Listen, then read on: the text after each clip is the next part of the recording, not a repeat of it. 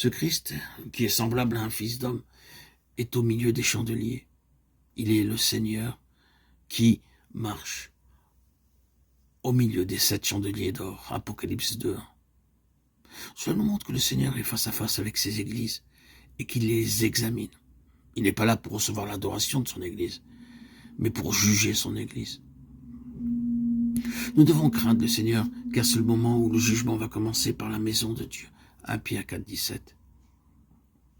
Vêtus d'une longue robe ayant une ceinture d'or sur la poitrine, Apocalypse 1, 13, les prêtres dans l'Ancien Testament portaient un long vêtement. Le Seigneur Jésus est montré comme le prêtre de Dieu. En tant que sacrificateur, le Seigneur est montré marchant au milieu des églises, afin de voir quelle est la lampe qui brûle et celle qui ne brûle pas bien. Souvenons-nous que le chandelier dans le lieu saint ne devait jamais s'éteindre. Sa lumière devait briller sans cesse jour et nuit. Les prêtres devaient moucher les lampes continuellement et alimenter le chandelier avec de l'huile. De même, le Seigneur est montré ici comme celui qui nettoie la lampe, qui ne brûle pas bien. Et cet acte de mouchage est en réalité une image du jugement.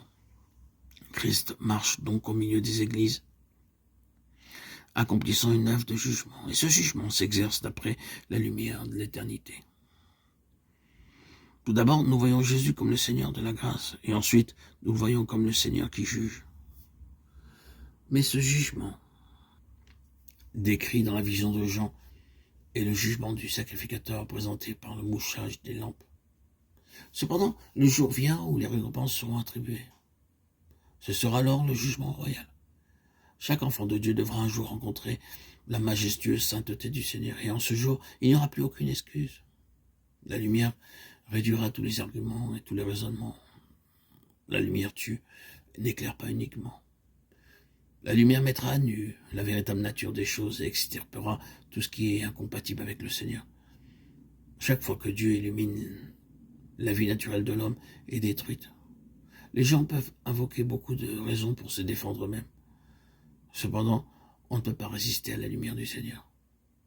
L'Église devrait toujours accepter l'œuvre purificatrice du Seigneur, afin que sa lumière ne perde pas de son témoignage et que le Seigneur note pour finir son chandelier.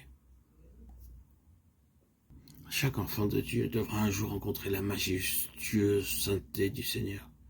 Et en ce jour, il n'y aura plus aucune excuse.